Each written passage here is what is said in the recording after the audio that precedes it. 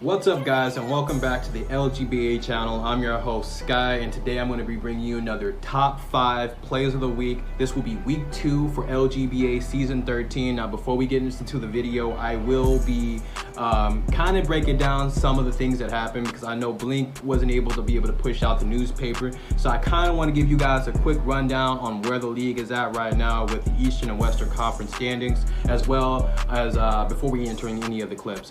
But before we get into the video, make sure you hit the like, comment, and subscribe button. I know we only reached 120 views last week. Let's try to get it up to 220, guys. Let's just keep pushing. Let's keep scaling. I know a lot of the players are really excited about it, and I'm excited about being able to be able to host and showcase these clips and showcase these players in the league as well.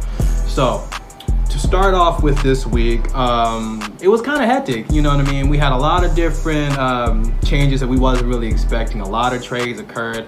I would definitely like to have a different video just running on how much trading actually happens so you guys are aware on who went who, where went where. And if you guys want that, just make sure you add that to the comments saying like, hey, yo, Sky, make sure you cover the trades off in the top 5 plays as well. I can definitely cover any of the trades that happened in the week. So if you're not just keeping up with that channel as a GM, I constantly watch that channel, and especially on players who are waived and traded for whatever reason. So you guys, we're gonna create some drama lines and some stuff that's going on. It's not gonna be against the rules, obviously, because I don't want any tampering involved. So anything that I will discuss will be trades that are already finalized and already in the system. So any of the drama from there, like, it will obviously be legit by the rule book, and you know, we don't need any of the tampering happening. All right, so let's start off with the Western Conference. Obviously, with Utah, LGBA Utah Jazz, they are 10-2. They lost their last 2 games based off of that. Going into second will be the LGBA San Antonio Spurs. They're 8-4 with a 2 winning streak.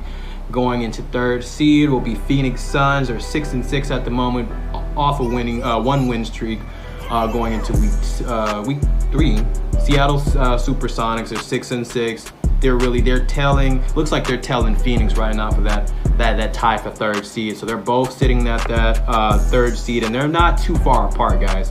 Like, if you're thinking about like how many points each team scored, Phoenix scored 756 points so far, and then it looks like Seattle has scored 754 points this season.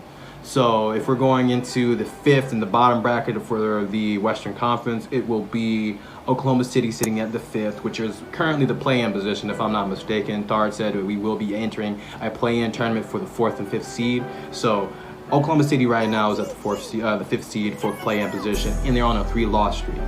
Right now, my Memphis Grizzlies is sitting at 3-9. We're 1 game behind to get into that play-in position, so we're 3-9. We are on a 1-loss streak.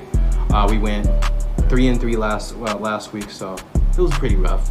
Dallas just got new GM ownership with Sid, so they're still 1-11. But Sid, I've seen him make a lot of changes with that team, so you best believe that team might be competing this week. So I'm not going to look out for them, even though they're 1-11. They had bad management, so that might change by the end of this week. Minnesota Timberwolves, I don't know what's going on there. They're 1-11. They're at the bottom, 8th seed. They haven't won it. They're on a -6 loss streak, and same with Dallas, 1-10. Like I said, it's not really Dallas' fault because Sid just took ownership just today. So with that being said, Dallas might look like it's going to change around. All right, let's go over to the Eastern Conference. Atlanta Hawks is sitting at top with a 9 win streak. A lot of people was questioning Atlanta because of the fact that Rams was, you know, quote unquote helping with the bidding process. I don't know 100%. I'm not one to break down, you know, any type of drama and shit like that. Like, whatever the case may be, Atlanta Hawks is fucking rolling 100%. LGBA Atlanta Hawks is smoking their cigars and chiefing real quick. You know, I'm just gonna call it how it is. Charlotte Hornets is right behind them. You know what I mean? That fucking East is really, like, it's running deep with strong teams, like, no cap. So, like, to get in that top 4 team, you're gonna have to play, and you have to play hard. So Charlotte, you know, normally you don't really see any of Knuckles' teams really popping off. Knuckles, no offense, bro, you don't really see none of your teams popping off. But this season, y'all done changed the dynamic, made some smart biddings, not bringing in the old guys, but y'all doing y'all thing. I'll tip my hat to you. I'll tip my hat. Boston's over there doing its thing, making its trades. I know Boston got caught with some type of tampering shit. I don't know what the hell happened just today. But Boston is still doing a thing with 9-3. We should have beat y'all. But Y'all cool. I give Riz his thing. Tip hat, you know. Chicago sitting solidly at the fourth. 9-3 on both of those records. You know, like I said, the 1 and 2 is fighting for first with 1 and 11 and 1, and then you see the third and fourth fighting for the second spot. Technically speaking, well, not second, the third and fourth spot with 9-3. You know, so the top four, like it's really hard to push into it because right when you see the top four, you see Toronto, and Toronto is 4 games behind on a 2-loss streak. They're 5-7. Chicago is 9-3, so it would take literally Chicago to flop, Boston to flop, or either the 2 top leaders to flop for any of these bottom 4 teams to really push into this bracket. But we're going to go over it. 5th seed, Toronto. Toronto's trying to get its rhythm back. I already know, making some trades, 5-7. Brooklyn went on a win streak last week, was able to move around because they started off 0-6 just like we did. So that means they won 4 of their games last week. We won 3. So I see Blink over there trying to do things. I've been seeing a lot of trades over in Miami, and I've seen a lot of trades at Magic, both sitting at 4-8 just with Brooklyn as well. All of them sitting at tied for that. It looks like they're tied for 6. Miami, Brooklyn, and Orlando is tied for 6. Toronto is sitting lone at 5th, and then Boston and Chicago are tied for 3rd because they're sitting at 9-3 records, and the Atlanta Hawks of Charlotte is tied for 1st. So it's a lot of ties off in the East, and then you see the West being as stagnant.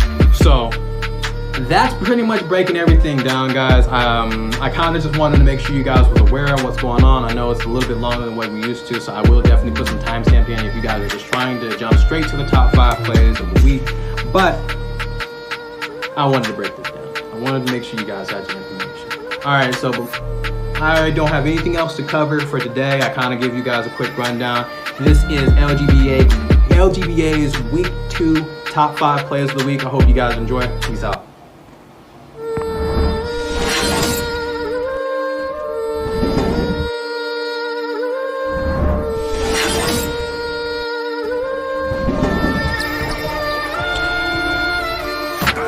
Yes, sir.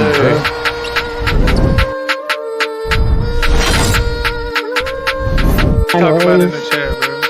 They're trying to wait till not start so bad. Shit.